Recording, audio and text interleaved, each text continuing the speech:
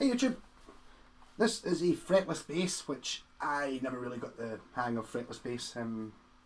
This is the body is a stag, which is actually pretty for these. I've had a couple of these. I made a few sort of crazy basses using the necks, and the body shape never really did anything for me because I just don't like sort of modern shapes, I suppose you'd put it. But this one's actually really pretty. So it's like obviously a 3-piece wood. I think it's probably ash.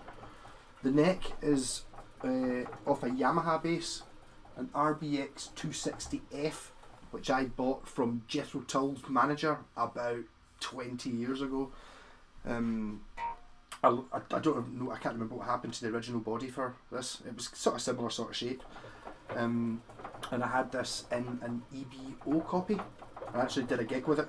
I didn't adjust the neck, I adjusted the body to take the neck, and then it was in my triple neck flying V, which is like an M shape, which had a fretless bass in the middle.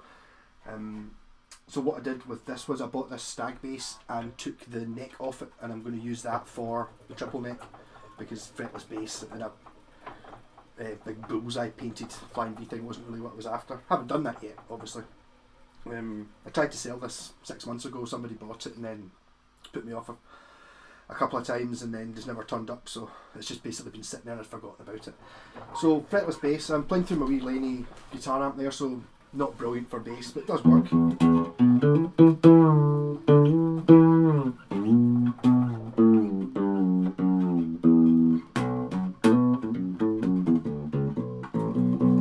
Something that bass is in front of the mic.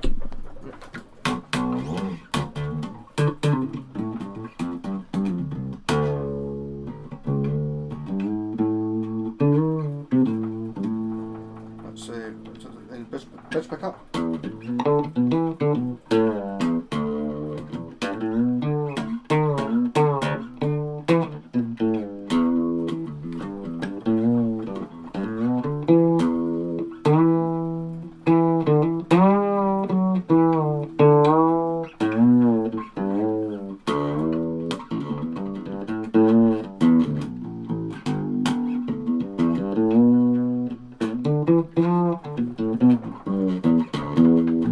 Actually, I'm discovering now playing this, I can actually play this an awful lot better than I remember when I played fretless.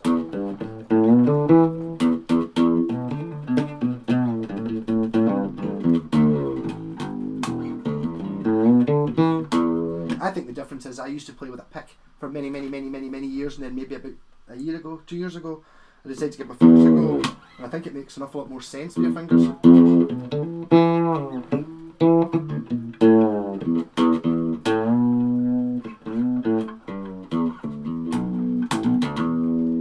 Pickup song.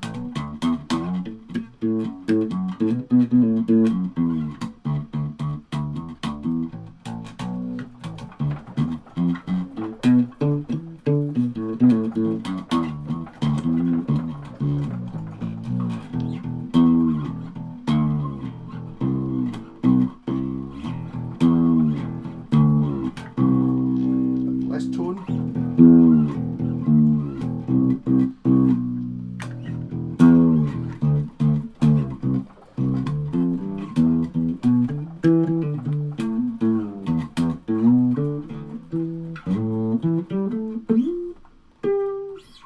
So 2 octave neck.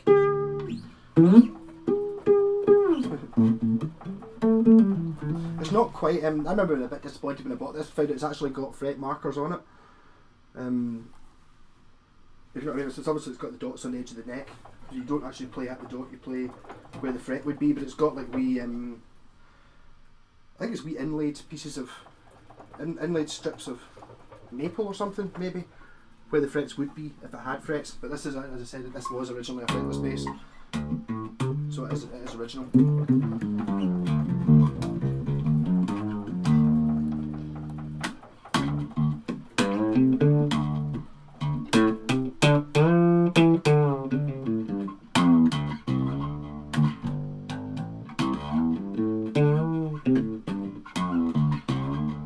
I think I meant to use flat wounds for a fretless bass. These are just normal strings. I don't know what kind, but they're the ones with the red ends on them. That maybe make some roto sounds. I mean, it's been.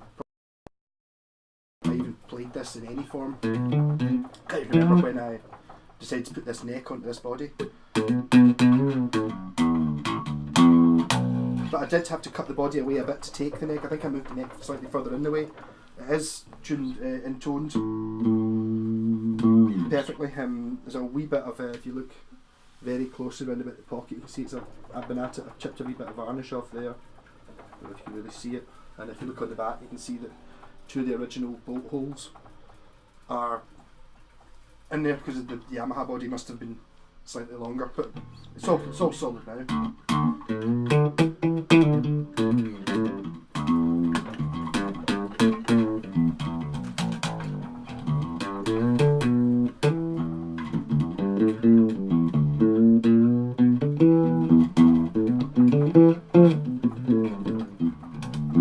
That string retainer bar is original to the guitar as well. It's got the tuners are Stag branded, so it's basically it's the Stag bass, apart from it's got the Yamaha neck on it. I've had a few of these Stag basses and they've been good. Stag are sort of funny though. They've got like a sort of I think up to a certain year they used to be good and then they got not good, or the other way around. I think they sort of moved from Korea to China or something. I've noticed it with the Stratocasters.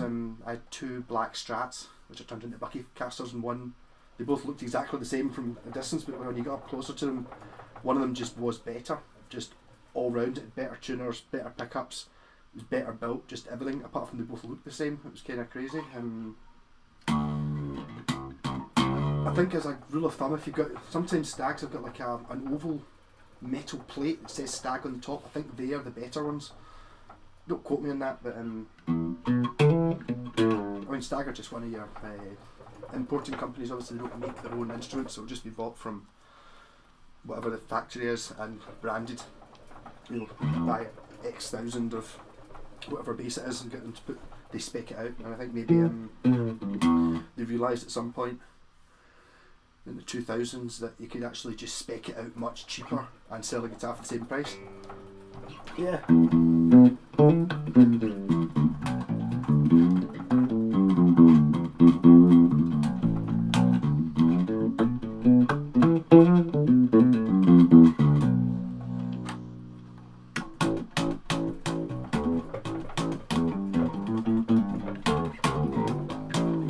So I didn't do any fancy wiring with this, it's just volume for the P bass, volume for the jazz bass and a tone. If it's not broken, don't fix it. I just wish I was a bit more into fretless bass. I'm actually quite enjoying playing it, but I remember when I first got the fretless, I was looking at all the music I liked that had fretless bass in it, and it came right down to Bad Company. That was kind of it. I don't really... Maybe good for film soundtrack work, I don't know.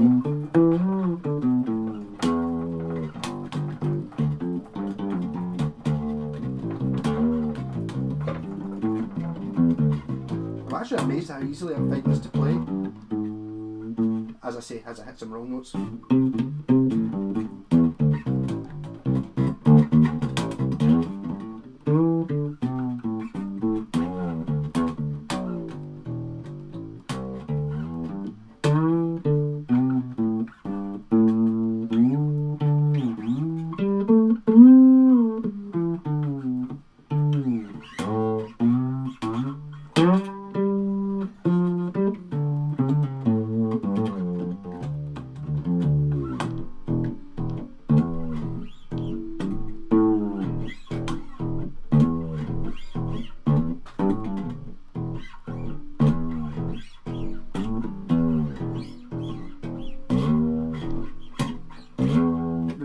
Practice to do the slidey up thing.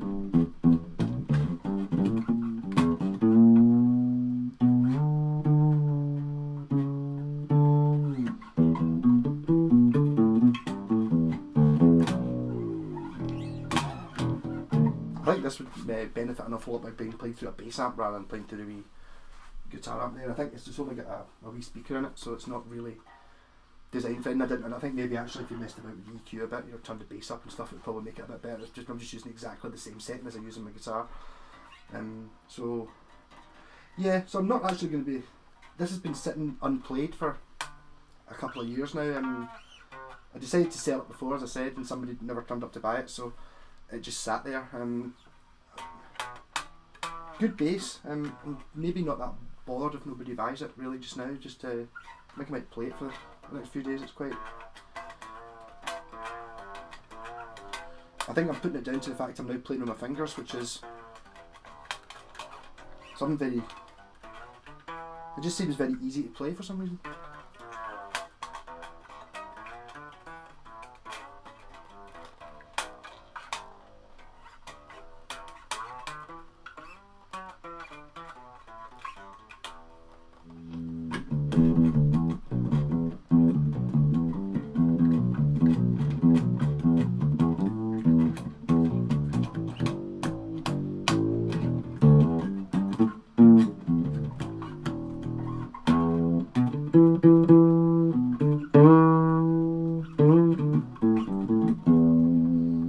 Fretless basses for somebody.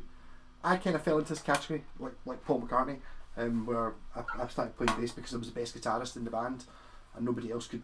It sounded shit when anyone else played the bass. Not that I wasn't better on the guitar anyway, but you can kind of get away with being a bit shitter on the guitar. But an awful lot of bass players, you know who you are, kind of learn to play the bass because they can't be bothered learn to play the guitar.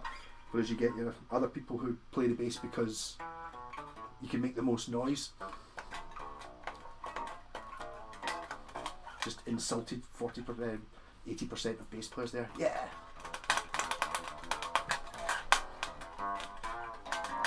So if you're looking for an inexpensive bass for just having a go at fretless, before you buy a really expensive one, go for it.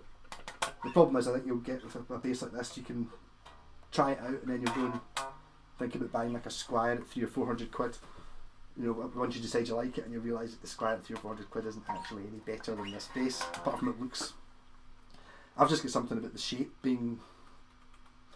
I like crazy shaped things. Well, example. And this is just a bit. Meh. I don't know what you'd call it. It's just modern bass shape. I've got a thing against. There's not an awful lot of basses I actually like the shape of. I love a P bass. I love the EBO. It's kind of about it. Basses have a tendency to look a bit sort of funny. Rock on. I'll stop talking now.